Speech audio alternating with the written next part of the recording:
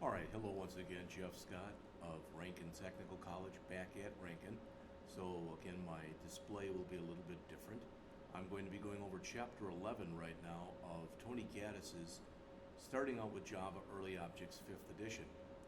Chapter 11 is the first of two chapters which are on graphical user applications. So as you guessed, this is part one. Thus far, the only graphical thing that we've done in our programs has been to either create a message dialog for output or an input dialog for input. Well, that's going to change in this chapter.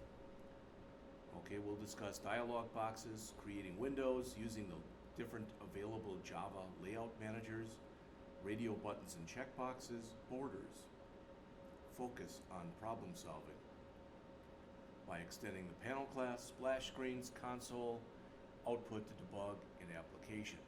Now there are 91 slides here, and I'm not sure if I can get the whole thing done in one sitting, or if I'm going to have to break this up into two. Either way, it'll be just fine. I have no problems with it in either way. So, many Java apps use a GUI interface. Many people prefer a GUI interface. A GUI, as mentioned there, is a graphical window, or possibly windows if you have several of them, one or more than one, that provide interaction with the user. Typical GUI input comes from the keyboard or mouse, and the window presents data to the user, and here's an example, or we'll see it on the next screen, and allows interaction with the application. So this program doesn't mean anything, but it's showing you there's a label, there's a text field, here's a combo box, there's a checkbox, here's a list box, here are radio buttons, here's a slider, here's a standard button. So these are some of the common GUI components. Java programmers use the JFC or Java Foundation classes to create GUI apps. All right, some of those are going to be discussed in here. Some of the stuff in here that's more complex, as the author says, is, for lack of better words, beyond the scope of this book. Now, when you work with classes, there's two basic kinds. Back in the day, in the early or mid-90s, when Java was created, everything was done based off of the AWT, which stands for Abstract Window Toolkit. It was both a blessing and a curse. It was a blessing because it provided graphical user interface or GUI capability. That's the good thing. The bad thing is, one of the mantras of Java is it tries to look, act, and be the same on all platforms. So a GUI Java program on a Linux box should look the same as a GUI Java program on a Windows box, which should look the same as a GUI Java program on a Mac. But with the AWT, that oftentimes wasn't the case. So years later, and I don't know the exact chronology, but many of the people who work for Java got together and made updated classes. And it became part of what was referred to, or what is referred to, as the swing toolkit, the swing methodology.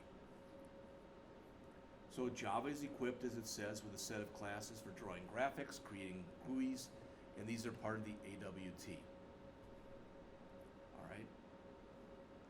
The AWT, as it says, does not actually draw the user interface, but it's an API basically. It communicates with software peer classes. Each version of Java for a particular operating system has its own classes with this. Now, the idea is today Java programs using the AWT look consistent as you go from platform to platform. All right? But there have been problems with that, as I mentioned. As they say here, the behavior of components across various operating systems can differ. Now, the other thing about AWT components is that in many ways, for lack of better words, they were kind of bound to the platform in which they were being used. And what that actually means is they were heavyweight components. They tended to take up a lot of memory. So when we went from Java 1 to Java 2, as mentioned there, they released Swing. Swing is a library that is designed, rather than the AWT where the components are heavyweight, these were designed to be lightweight. As it says, very few Swing classes rely on these peer classes. It's an improved alternative for creating GUIs. Swing draws most of its own components, The idea is it'll have a consistent look and feel, and swing components can be easily extended. Now, the good thing about using swing is the AWT created classes like label, text box, etc. Swing went over and above that and from label it became JLabel, from text box it became JTextbox, etc. Any swing component, if you want to use any swing component, you must import the Java X. The X is for swing, .swing, .star. The older stuff, and you still need some of this, is to import java.awt.star, no X there. All right, I try to put my import statements in alphabetic order because it makes it easier for me to see if I've forgotten anything, if there's a lot of them that I have.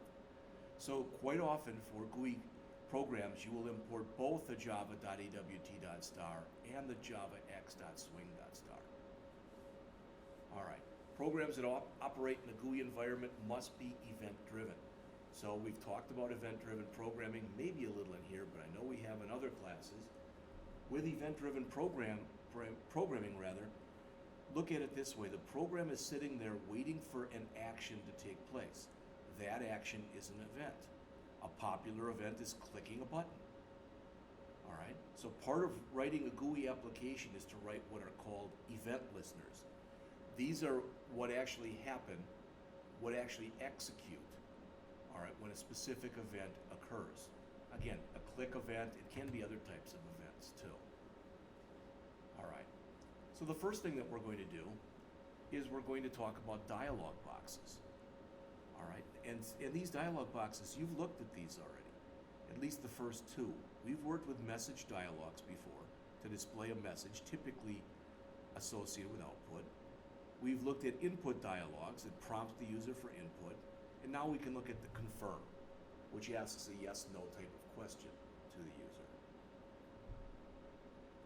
So, as it says, there's a message box, just an OK button.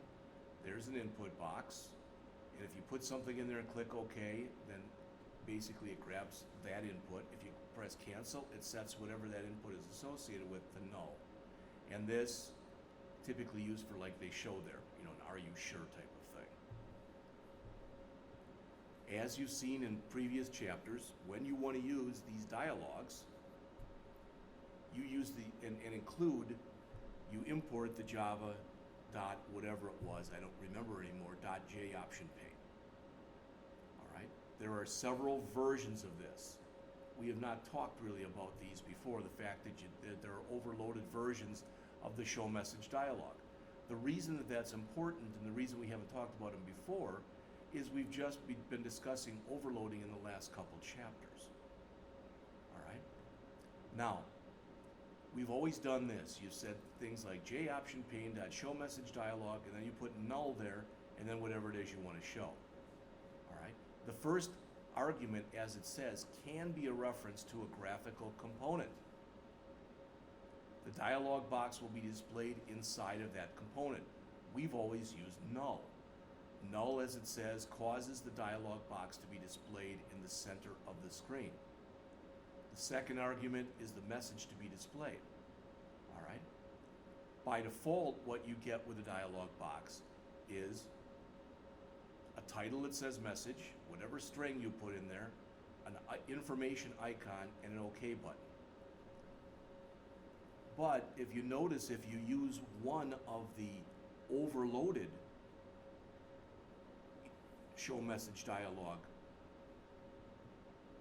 constructors, now it's null, but notice invalid data, that's what we did before, but now if you put another one in here, that allows you to put your own title in. And under J option pane dot, there's information message, which is this. There's error message, which is this. Okay? There's warning, question, and plain message. So there's error, information, warning, question, and just whatever title you want without an icon. The dialog boxes that are displayed by the J option pane class are modal by default. Modal means that basically before you can go on with the program, you've got to click OK with these, Or if you've got, like an input one and you've got OK or cancel, you've got to click OK or cancel. But it's coming up on the screen and it's in the foreground, and until you answer it, you can't go on and do any more with the actual program itself. The dialog box is displayed. Again, they're modal. We talked about what modal was. When the show message dialog is called, the statements that appear after the method do not execute until the user closes the message box. That's the idea, again, of them being modal. An input dialog is a quick and simple way to get input data. It displays basically a text field with an OK button and a cancel button. If you press OK, the dialog returns the input. If you press cancel, it returns null. Like the message dialog, the input dialog is also overloaded. We've typically done things like this in the past, but you can add more if you want to. So here's an example of what we've been using so far. The argument passed in there, the enter your name, is what you want. It's your input message. Again, if you click the OK button, whatever you entered into this text box gets assigned to name. If you click cancel, null gets assigned to name. By default, as it mentions, it has the string input right there, and it has a question dialog, which makes sense because you're asking for input. What is your input? But since it's overloaded, there's other things that you can put in here also. Notice you can put null in there, which again I believe forces it onto the middle of the screen. Enter the value again, which is our message. Enter carefully, which says other than input, you can put your own message in there.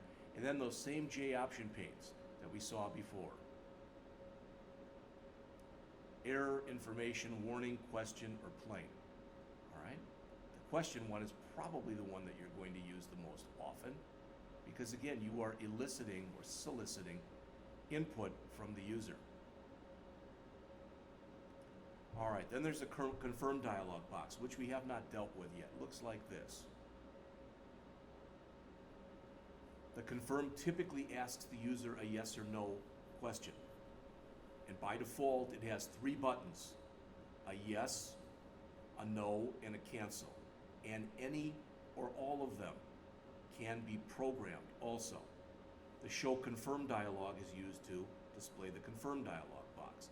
Like the other ones we've looked at before, there are overloaded versions of this method. So here is an example: int value. Value equals J option pane dot show confirm null, which means just basically in the center of the screen, are you sure, which is there. And what you get by default in the title bar is select an option and the question mark icon. Again, by default, you get a yes, you get a no, and you get a cancel option. Show confirm returns an integer. I believe that's 0, 1, and 2. I could be mistaken. It might be -1, 0, and 1. I don't remember. Again, if I wanted to find out more about the confirm dialog, I could always go out to java.sun.com and search for it in the API, as I've done with several things that we've talked about thus far.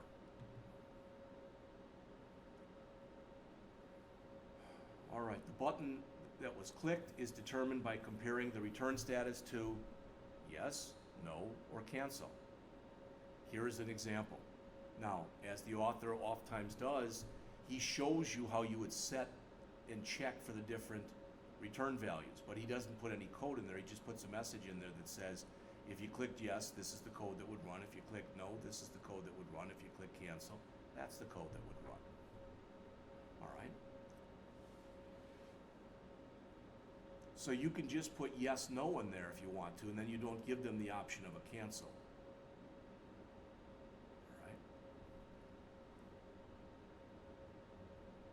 Okay, stopping a GUI program. We talked about this a little bit in the earlier chapter when we talked about the message dialogues.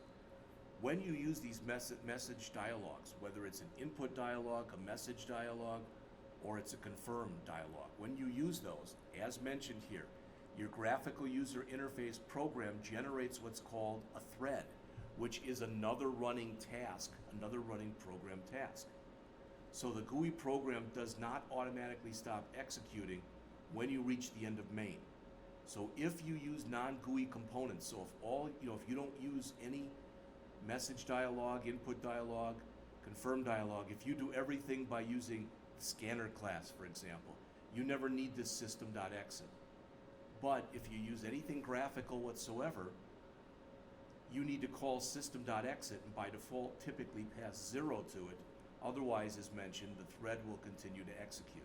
So this typically shows, this right here, shows a normal program termination. You can put a number in there. Typically, if you put a negative number in there by, kind of by convention, there's some kind of an error. And you can decide what kind of number is put in there.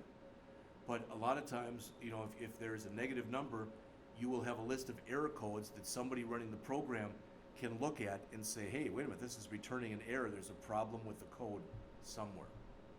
Again, the argument, typically the 0 is passed to the operating system. It's normally ignored because it's normally 0. All right, that was more or less a lot of review, to be honest with you. Other than the confirm stuff, this is all stuff that we've talked about before in previous classes. All right, but let's face it, so far the programs that we've done, it's not that they're ugly, all right, the ones that we've done, a few that we've looked at, but they're not really graphical other than these dialogues that come up.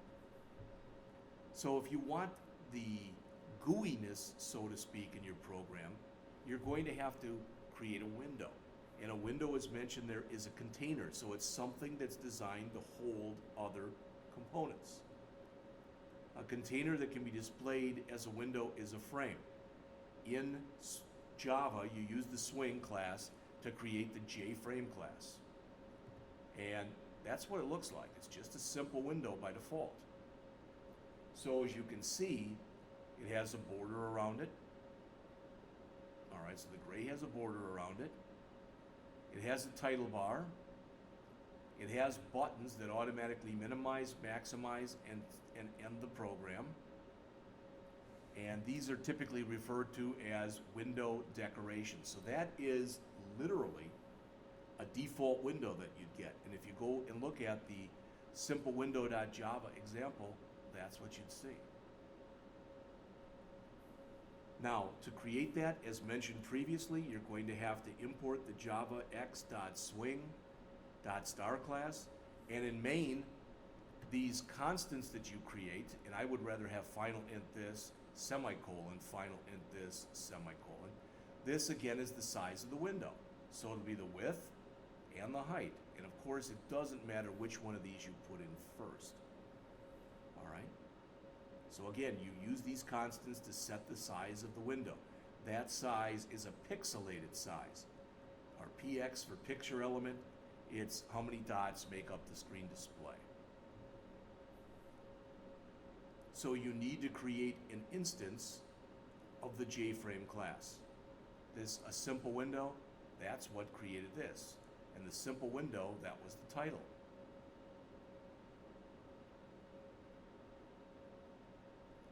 So as mentioned, this statement that you see where I'm running my mouse over it right here, it creates the JFrame object in memory, and since it's an object, it assigns its address to the variable called window. You don't have to call it window. All right. A lot of times people do if there's only a single window, but if you have multiple windows, you typically don't call them window 1, window 2, etc. You might call it, window input or input window, etc., things like that. So the string that gets passed to the constructor appears in the Windows title bar. By default, a JFrame is invisible. This is how you set the size of the window. You use those constants that you set before. It's considered much better practice to make constants than to put like 350 and 250 in here, for example. To specify an action that takes place when the user clicks on close, you put this in. Exit on close. An exit on close literally means when you click that, you are to exit the program. I think in the background it kind of calls the system.exit 0. I could be wrong on that, but I believe that's what happens. The set default close operation, which is what we're working with, takes an integer action and specifies. All right, typically, again, you put exit on close or you put in hide on close, which does not end the application. When you want your window to appear, you have to grab its set visible property and set it to true. Notice, as mentioned on the slide here, set visible takes a Boolean argument, and if you put true, it means make the window visible. False means hide the window or make it invisible. Now, with what we've looked at so far, let's face it, just having a simple window with nothing in it isn't going to do much for you. It is GUI, but there are no GUI components in it. All right? Normally, as it says there, we use inheritance to create a new class that extends the frame class. So when it does, it inherits most of the frame class's capabilities. And then you can also create your own new stuff. We talked about inheritance in a previous chapter.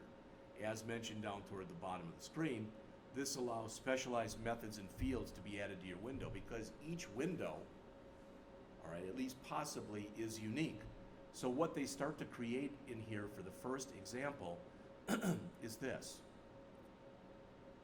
And what they even do is they kind of draw it out freehand first to show you that's the title area, there's a label, there's a text field. We call them text fields here and not text boxes.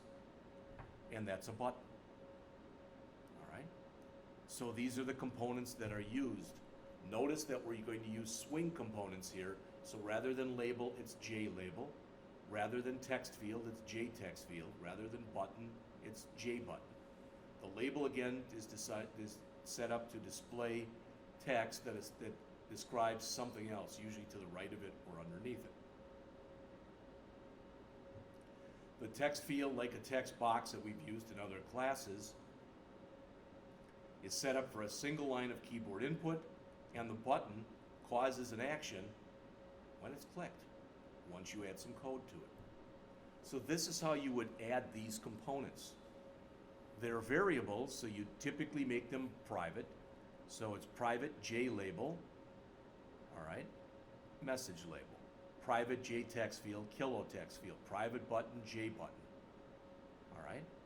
And I see no reason why they put these as two lines. I think you could say private label, message label equals new JLabel, and then put that in. Private JText field, kilotext field equals new. This is the size of it, not how many characters you can put in, but this is the size. And private JButton, calc button equals new JButton calculate. As it says, this code both declares the three swing components and it instantiates them. All right, so it does the declaration and the initialization. All right, now it's where it gets a little, for lack of better words, a little hinky. And most people have a little harder time understanding what some of the stuff we'll talk about next. And to be fair with you, I get it, but I probably don't explain it as well as the book does. Every J-frame that you create has as part of it something that's called a content pane. Every component that you add to the J-frame isn't added directly to the J-frame, it's added to the J-frame's content pane. The content pane is invisible, it has nothing, not even a border. There's also a container that you can use to hold GUI components that's called a panel. Panels can't be displayed by themselves. As said, they're commonly used to hold and organize related components. They're similar to when we created in HTML, what is that? I don't remember the name of the component now. I wish I wouldn't have done that.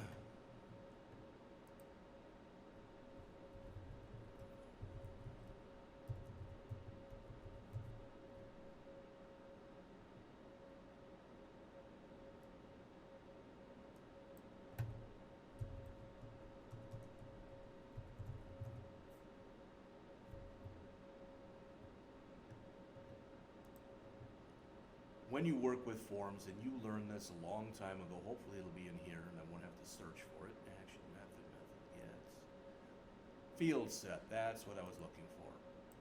And a field set puts kind of the box around it here. That's sort of what a panel does. All right? All right, I didn't mean to have that long of an interlude like that, but just so you know what's going on.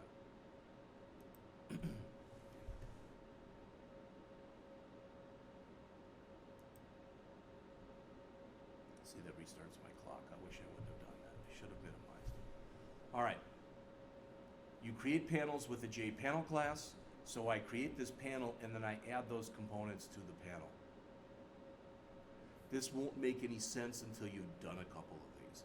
Now, if you really want to learn this book, and you really want to learn Java, not only should you read the book and, go through it, as they say, with a fine-tooth comb, but you should also key in as many of the examples that are in the book as you have time to key in.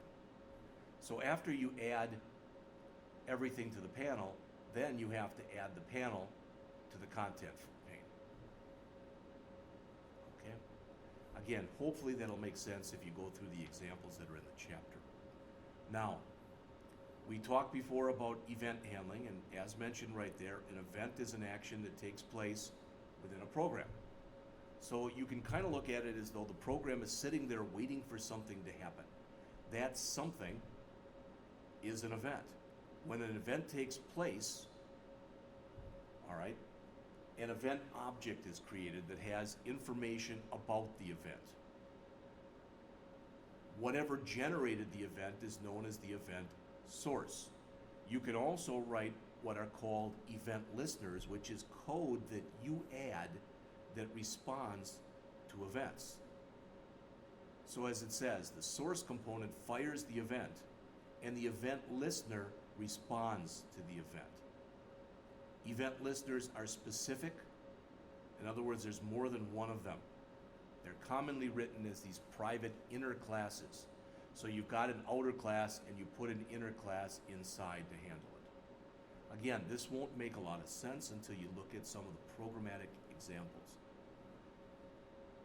All event listener classes must implement an interface. We talked before about what an interface was. It's like a class, but remember that in Java, as in C#, you can only inherit from one class. So each class can have at most one parent, and only one parent. If you want to be able to add other things, then you create an interface. And whereas you have single inheritance in Java, where you extend a class, you can have multiple interfaces, and you implement interfaces. When you agree to implement an interface, it's like a contract. You're agreeing that everything that's in that interface, any methods that are put in there, you will implement them in the class that implements the interface.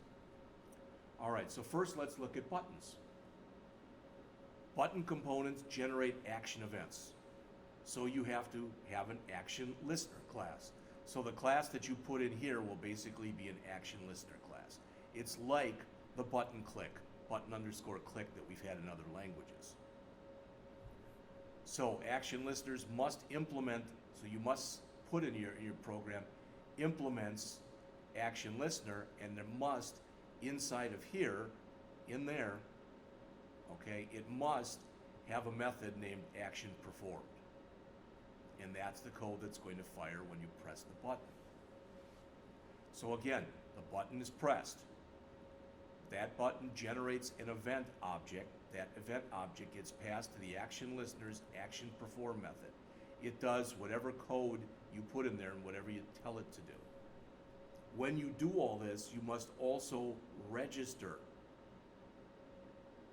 the event listener. So the system has to know that the event listener indeed exists. Here we've got a button called calc button, so we're adding a listener to it. This can be called whatever you want it to be called. But notice it's typically called the name of the component here, like calc button, and then you put listener on the end. That's convention. You don't have to do it that way, but it's highly recommended that you do it that way because it'll make much more sense to anyone reading and possibly maintaining your program. So when the user clicks on the button, the action perform method for calc button listener will be executed. All right. Talk about color a little bit. Color is one of the first things we talked about in HTML. Color is one thing that we talked about fairly new or fairly recently, or when we were in the C# class, but now we're getting into Java. Java has 13 built-in colors. All right. Many Java components have a set background and a set foreground. The background sets the background color. The foreground changes the text color. You've seen this kind of stuff before. All right. You've had background or background-color for HTML. You've had color for foreground. So here's these 13 color constants that are available to you in Java. Now, if you were to say, Jeff, can I also go in and use RGBA? Yes, there are ways of doing that. But most of the time, when you create Java applications, you are not creating websites. So, you're not as concerned with having millions of colors. So typically, these 13 that are in here suffice. All right. This action event that we talked about before contains information about the event. And there's actually two ways that you can do this. You can work with getSource, and you can work with getAction command. All right, and I think a little later, they're going to talk about these in more depth and breadth of coverage. But as mentioned, the getSource returns a reference to the object that generated the event. The getAction returns the action command for the event as a string. Again, it'll make more sense if you take a look at the examples that are in the book. Java applications always start with a method called main. We've already talked about that. We've already written applications with two separate files. And that's typically what you're going to do here. One file will have your GUI in it and the code with the GUI. The other file will have a main in it that will create the class and call the methods of that other class. But it is possible for you to have main and do it all in one class. It's not convention, but you can do it that way. All right. When you start working with these different, components, by default, it's going to lay them out, just kind of throw them out on the screen as you add them. But as mentioned here, an important part of designing a GUI app is determining which layout to use, or which layouts, and positioning your components effectively inside of those layouts. In Java, as it says, you do not normally specify the exact location of a component. Rather, you use a layout manager. And a layout manager controls the positions of the components and adjusts them as necessary. Java provides several layout managers, and three of them, I guess, are listed here, but there are more than this. There's flow layout, which is kind of what, when you just throw stuff up there. It puts as much stuff into a row as it can, and when it gets full, it starts a new row. Then there's border layout, which gives you much more control. With border layout, we looked at this up here, the top, that's the north area. The bottom down here is the south area. The area over here would be the east area. The area over here would be the west area. And whatever area is left would be the center area. There's also a grid layout, which kind of sets things up almost looking more or less the idea of a spreadsheet. But there's a grid bag layout, there's a card layout, there's no layout, there's a bunch of different layouts that you can use. I think this book only discusses in any kind of depth these three: flow layout, border layout, and grid layout, which probably would be the only three you'd really need anyway. All right. Any component that's derived from the container class can have a layout manager associated with it. This is where it gets a little bit confusing, and it may as we look at it. Remember, the default layout is flow layout. So they show here how you can set the layout to a new flow layout. All right, so here's setting it to a container, here's setting it in the constructor. What makes this a little bit more confusing is it's totally legitimate to nest layouts. So I can have a border layout inside of inside of a flow layout or vice versa, or any kind of combination thereof. Again, flow layout is the default. We already discussed that. All right. As it says, components naturally appear from left to right in the order that they were added. When you run out of room, you start a new row. Now, the thing about using this, I want you to understand this. This will be predicated based on the size of your window. So as the window grows or shrinks, the number of components that you can put on a row will grow or shrink. The Flow Layout Manager, as mentioned here, allows you to align components in different ways. You can center them, you can left justify or right justify them. And they give some examples here. This makes much more sense, much more sense when you take a look at it. Now, by default, notice that Flow Layout puts a gap of 5 pixels between each component. You can change that if you want to. You can make it bigger or smaller. That's a flow layout. That's the default. This is what I mentioned to you before. This is the border layout. North, east, south, west, and center. Center is greedy. So anything that's not taken up by north, south, east, or west, center takes as much as it possibly can. You can put, this is tipped, not always, but quite often, this is a header area, so there's some kind of a title up here. This quite often is more like a footer area. There might be buttons down here, there might be something else. All right. This may or may not be used. This may or may not be used. Quite often you'll have a north region, a south region, and no east or west. Everything else will just be in a center region. When you lay it out, these are all constants. So as it says there, a component placed into a container must be placed into one of the 5 regions: north, south, east, west, or center. Each region can hold only one component at a time. So you can only put one thing in here, one thing in here, one thing in here, one thing in here, and one thing in here. So you might say, well, that's bad. That means I can only put 5 things on a form. No. The one thing that you put in any one of these can be another component. It's even possible for me to nest inside of this border layout. In my center, I could have another border layout in here that had its own north, east, south, west, and center regions. It's totally legit to do that. Notice that when you add things, if you don't specify where you want them to go, they're automatically added to the center. A little bit of a shortcut, I guess. Normally, as it says, when you create a button, the size of the button is large enough to accommodate the text that it displays. But you can change that. All right?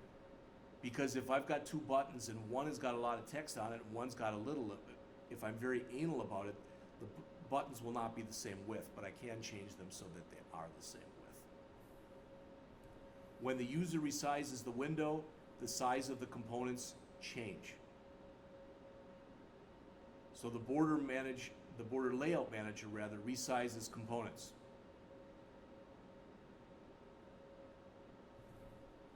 It's possible that any of these, depending on what you do and what you don't put into a region, might get bigger or smaller. But remember, the key thing is the center is greedy, so it takes up as much room as it possibly can. Notice that by default, there is no gap between the regions. All right? So you can set these up, like I said, basically any way you want to. And as I mentioned before, you can nest. So you can add one component into another, or you can add the same component inside of itself. All right. The Grid Layout Manager, by default, when you look at this, it looks a lot like a spreadsheet. Now, I want you to realize that although it's a columnar layout, like is shown right here, you don't see these columns. And each column must be the same size. And the size the column is it holds the same size as the biggest value that's inside of any one of the columns. So notice, grid layout creates a grid with rows and columns like a spreadsheet, although it's invisible. It's like you had a spreadsheet where you turned off the lines. All right, a container that is managed by a grid layout is divided always into equally sized cells. The simple rules as mentioned here that get followed by the layout manager: each cell only holds one component. Each cell will be the size of the largest component value that's placed inside of there, and a component placed in a cell will automatically be resized to take up that amount of space. You pass the number of rows and the number of columns as an argument to the grid layout constructor. So here would be a 2x3 one, for example, kind of like the way you do a text area, to be honest with you, where you put in rows and columns. You can put 0 for one argument but not both, because then you'd be creating something with no size. If you do that, you get an exception gets thrown, an illegal argument exception. Here would be a 5x5 grid. As always, if you multiply the number of rows by the number of columns, you get the total number of components. 5 times 5 means this could hold 25 different things. Radio buttons, now we kind of go back to things that we've talked about in other classes. So if you've taken the C# class, radio buttons should be familiar with you. If you've taken the HTML class, radio buttons should be familiar to you.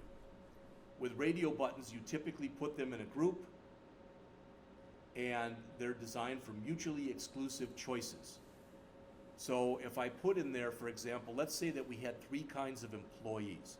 We had hourly employees, we had commission employees, and we had piecework employees. And you had to put down which type of employee you were.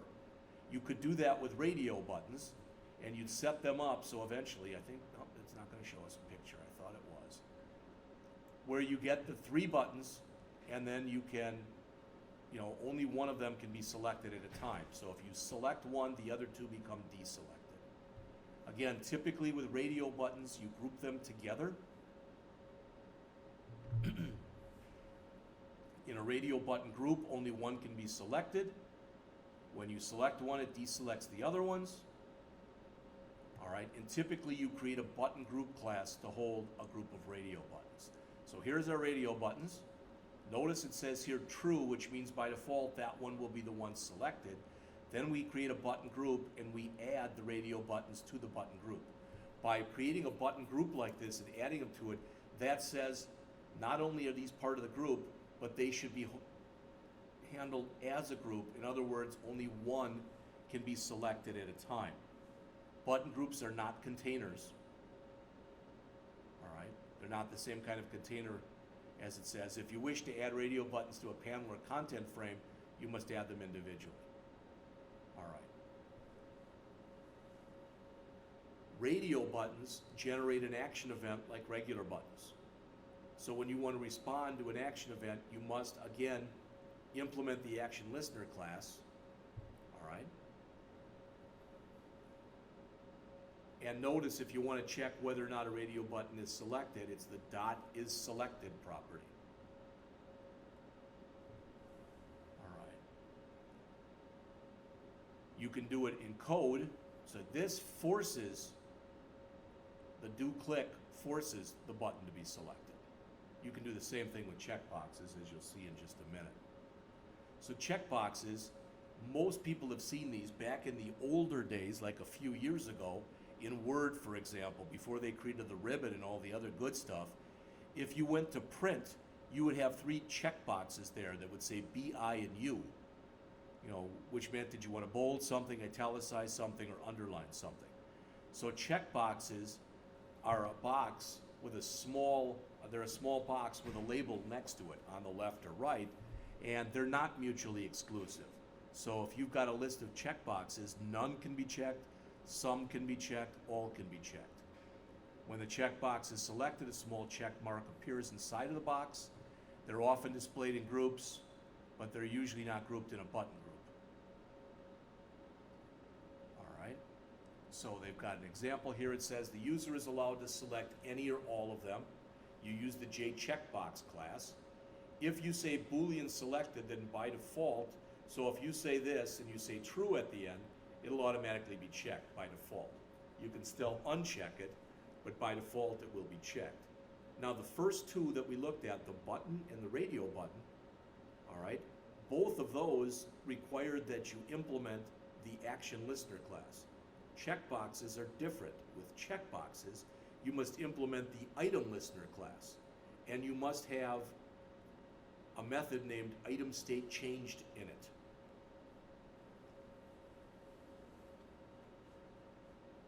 So you create the object, you register it, you make sure that you implement the interface, and you've got the item state changed method.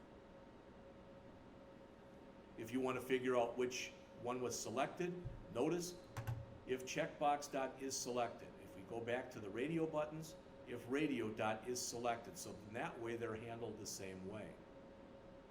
And also you can force the checkbox to be clicked by using the do-click method. All right, making good progress. We only have about 6 or 7 more slides to go. Okay, you can put borders around things. These are like group boxes that we've looked at, or the field set that we looked at with HTML. So as it says, sometimes windows have a more organized look and feel if you do groupings. You can add a border to any component derived from the JComponent class. Borders, again, are basically set to offset something to make it look a little bit nicer, a little bit more uniform. There's a set border method, as mentioned there. To add a border to a component, it accepts a border object, and it has detailed information about the appearance. Java has something called a border factory class, which you get for free, so to speak, when you import the javax.swing.star package. Here are some of the borders that you can work with, and I don't know if they show you pictures, I guess not. All right, but what's important here is that there are different borders which will have a marked difference in the look. All right, at the end of this chapter, Gaddis writes this app that's called the Brandy's Bagel application. And I guess I thought he showed it in here, but I guess he doesn't. All right. What I plan on doing is, rather than creating my own GUI, I will work on this one. You will have the code for it, but I will work on this one from beginning to end so you can see exactly how to build a graphical user interface program. Sometimes, or quite often, when you create a program, you might want a splash screen, which is kind of an opening graphic that gets displayed while the app is loading into memory. All right. Beginning with Java 6, and we're in Java 8, I believe now, you can display splash screens on your applications. To display a splash screen, as it says, you use a Java command to do that. We'll take a look at that with the Brandy's example. All right. The graphic file that you use can be a GIF, a PNG, or a JPEG. So, that's it for the chapter. All right, and now that I think of it, what I should have been doing, and I apologize, Evan, if you ever look at these, but I should have been taking this particular slide right here, this slide, and copying it to the clipboard, and I will go back and do this to all the other previous ones that we've already done, because what I should be doing is at the end of each chapter, going back and saying, okay, this is what we covered in here. We were introduced to graphical user interface programs. We went back and we reviewed the message dialog in the input dialog boxes. All right. We were introduced to the confirmation dialog. We talked about how to create a window. We looked at 3 of the layout managers: the flow layout, the border layout, and the grid layout. We looked at radio buttons and checkboxes. We went through a very quick little thing in borders. We will go through the Brandy Bagel application. And finally, we ended by talking about splash screens. All right. And they talk in here, I guess I skipped this slide, about using console output to debug a GUI. Well, every program that we'd run previous to this chapter, the output would be in some kind of a window someplace. You can still use system.out.println for debugging with a GUI app, and then it'll write it to your DOS screen or your console, as opposed to writing it to the actual app itself. All right, that is it for this chapter. In the next chapter, chapter 12, we will go through GUI part 2. Little shorter, but not much, but in there we will talk about the other major types of controls and also how to create menus and a few other things. So I'll be back with that presentation a little bit